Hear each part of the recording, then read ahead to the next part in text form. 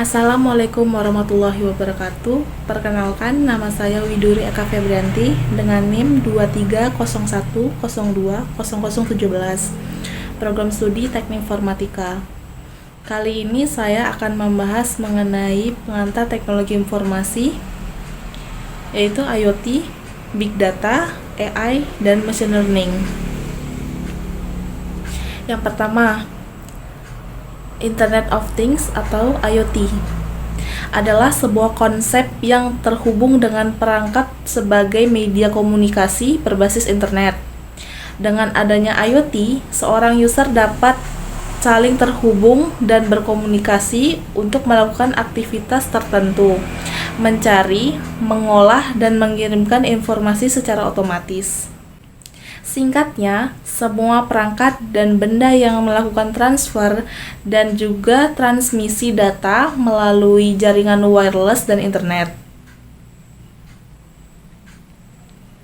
Penerapannya, yang pertama, pada aspek kesehatan. Perangkat IoT yang terhubung memungkinkan penyedia layanan kesehatan menghindari pengumpulan data manual yang rawan akan kesalahan. Sebagai gantinya, informasi fisiologis pasien dikumpulkan oleh sensor, dianalisis dengan algoritma AI, dan dikirimkan ke pendamping pasien sebagai informasi yang dapat ditindaklanjuti. Yang kedua, pada aspek keuangan. Teknologi IoT menawarkan beberapa kemampuan pencegahan penipuan yang cukup kuat. Inovasi dalam transaksi pembayaran yang aman telah menghasilkan opsi pembayaran IoT baru, seperti Apple Pay, Google Pay, dan berbagai sistem pembayaran lain yang dapat dikenakan dan berbasis ponsel cerdas. Yang ketiga, pada aspek sistem e-tilang. Sistem ini menangkap nomor plat kendaraan dan mencocokkan dengan database. Dari pencocokan ini, nantinya akan dikirimkan surat tilang ke alamat pelanggar lalu lintas.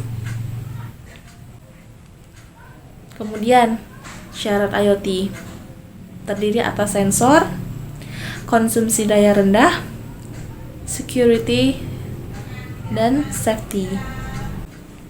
Yang kedua, Big Data merupakan kumpulan data yang memiliki volume datanya super besar. Memiliki keragaman sumber data yang tinggi sehingga perlu dikelola dengan metode dan perangkat bantu yang kinerjanya sesuai. Big Data adalah istilah yang diberikan pada kumpulan data yang berukuran sangat besar dan kompleks, sehingga tidak memungkinkan untuk diproses menggunakan perangkat pengelola database konvensional ataupun aplikasi pemrosesan data lainnya. Penerapannya pada aspek kesehatan. Saat pandemi COVID-19, Badan Kesehatan Internasional mengumpulkan data statistik jumlah kasus di semua negara untuk membuat peta distribusi dan menganalisis kemampuan penyebaran virus. Karakteristik Big Data ada volume, velocity, variety, veracity, dan value. Yang ketiga, Artificial Intelligence atau AI. Kemampuan mesin untuk meniru atau meniru kecerdasan manusia. Ini mencakup berbagai teknik dan metode yang memungkinkan komputer untuk memahami, belajar, dan mengambil keputusan berdasarkan data yang diberikan. Penerapannya, yang pertama, GPS navigation. Tak hanya mampu memprediksi jarak dan waktu, tetapi juga mampu mendeteksi seberapa macet jalanan yang hendak dilalui dengan berbagai simbol warna. Dari sini, kemudian pengguna diberikan opsi rute tercepat agar terhindar dari kemacetan.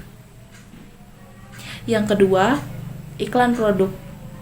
Mayoritas iklan sekarang memanfaatkan teknologi AI yang dibarengi dengan algoritma khusus untuk menganalisis produk yang pernah Anda beli atau ingin Anda beli berdasarkan dari pencarian sebelumnya.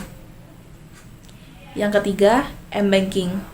peringatan ketika saldo berkurang, atau peringatan ketika nasabah menggunakan kartu kredit untuk membeli sesuatu. AA di sini bertugas memberikan verifikasi terhadap setiap pembelian untuk mencegah penggunaan yang salah pada kartu kredit. Yang keempat, machine learning adalah ilmu pengembangan algoritma dan model secara statistik yang digunakan sistem komputer untuk menjalankan tugas tanpa instruksi eksplisit, mengandalkan pola serta inferensi sebagai gantinya. Penerapannya menyederhanakan waktu perjalanan menjadi lebih singkat. Misalnya pada Google Maps yang menggunakan data lokasi dari smartphone, ia dapat memeriksa pergeseran arus lalu lintas kapan saja secara real-time. Dengan mengakses data yang relevan, Google Maps dapat mengurangi waktu perjalanan dengan menunjukkan rute tercepat.